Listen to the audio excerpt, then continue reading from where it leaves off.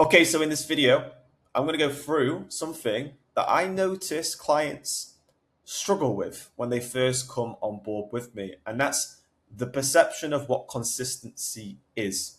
Now, I deal with a lot of people who have an all or nothing, a perfectionist mindset to things, which is self sabotaging them. It's stopping them from seeing progress because their expectation is based on something that is never going to happen, at least from a consistent basis. So, most people view consistency like this. And you'll see in each cup of the 7 cups here, the water is filled perfectly and it's at 100%. And people view that as consistency. So if they, for whatever reason, can't commit 100% on certain things to lose body fat, then they will view that as a failure.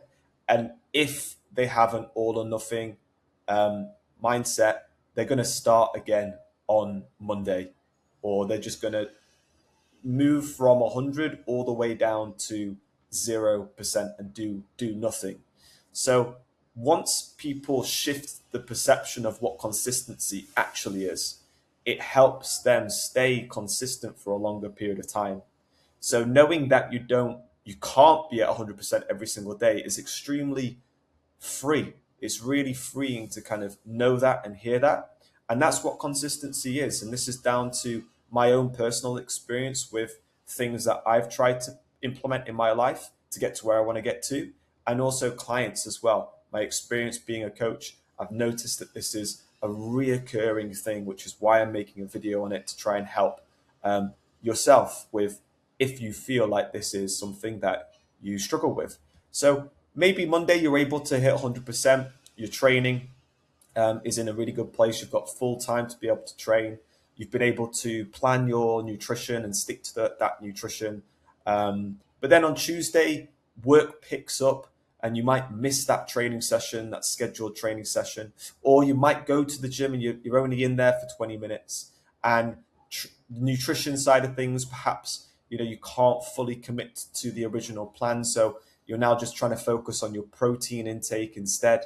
And then Wednesday, you're able to commit 100% again. But then on Thursday, you're sick. You can't do anything. So you kind of just need to rest. And Friday, you're recovering from that sickness. You're still not 100%.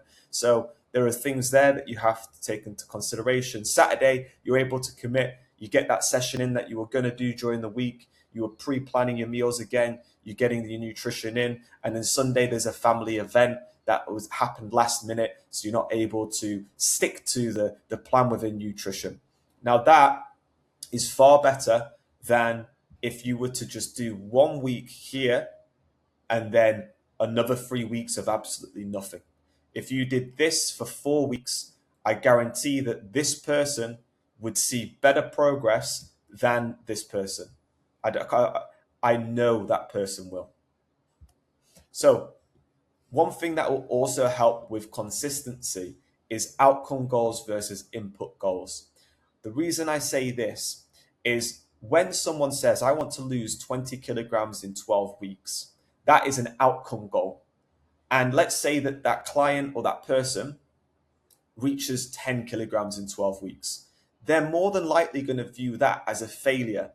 And because they're viewing that as a failure, they may self-sabotage and they may quit and stop.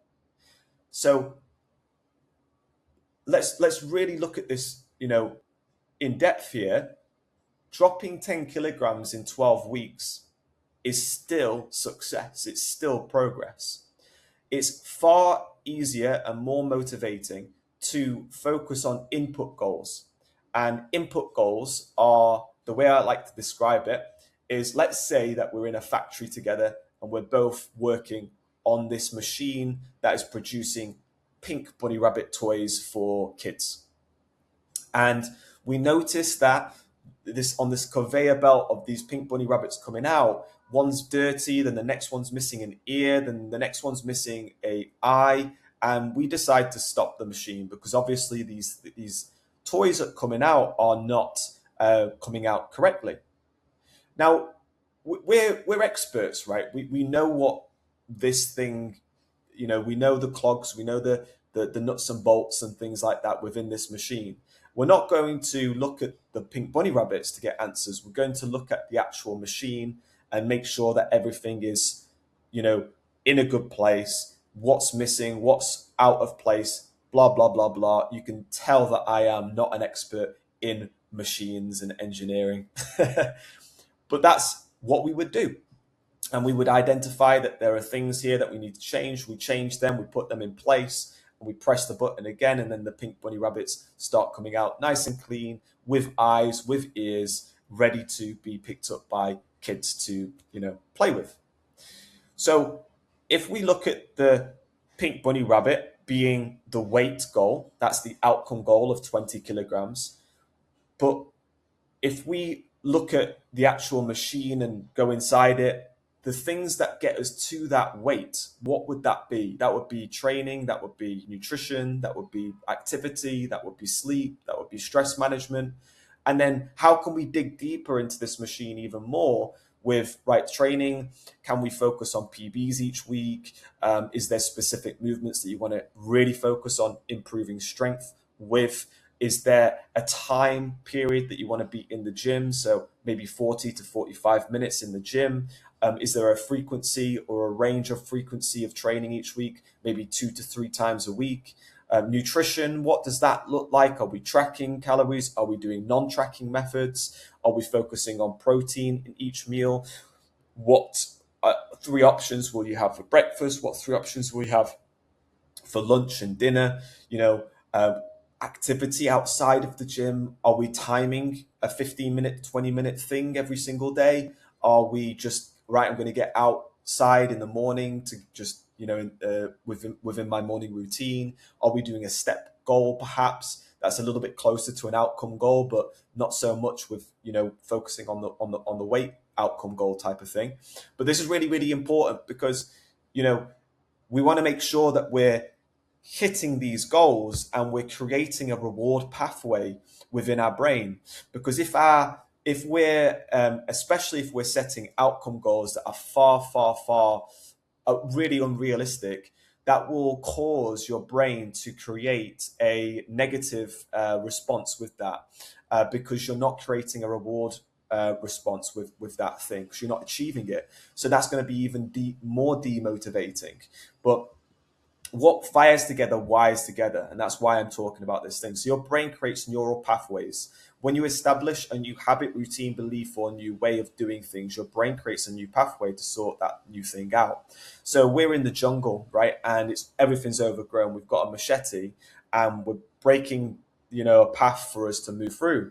That's what a neural pathway does when we're creating and establishing a new habit, a routine, and belief and stuff like that.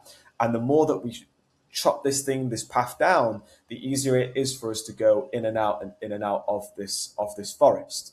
But your brain is constantly predicting outcomes. So if your expectations are too far from reality, the brain struggles to reinforce the habit because it keeps getting a mismatched signal instead of a reward signal. So if your expectations are too great and they're not based in what's actually happening in your life, if you're expecting to do 5 times a week training, but you have all of these demands in your personal life and you can actually only do 2 to 3 in the week, then that is a mismatch. And your brain is going to view that as a threat and you're going to feel demotivated. And because your brain's feeling discomfort, it's going to encourage you to stop doing that thing unless you change your expectations that are matched more within actual reality. So that's why the key here is not to focus on outcome and focus on the inputs instead that are actually realistic in your life.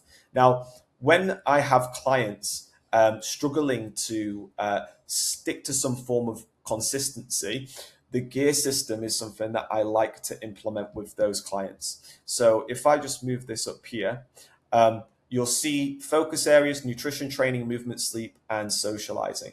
And then we've got gear 1 and gear 5.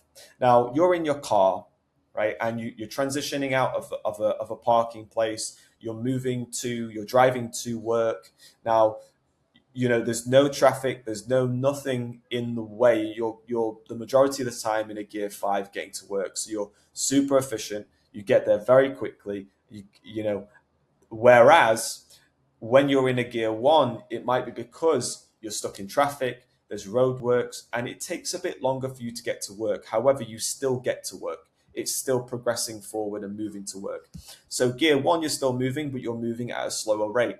So if someone's capacity to do something is lowered, meaning if someone's work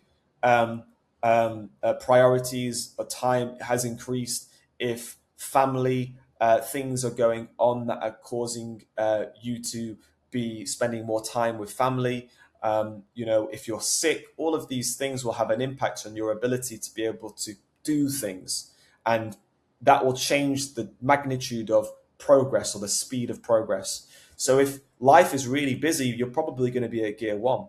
If life is fairly straightforward and you've got a bit more time to yourself, you're probably going to be at a gear 5. So in this case, this specific client, training, gear 1, they had highlighted 2 home workouts for 20 minutes. At gear 5, 3 workouts, high intensity in completing the session.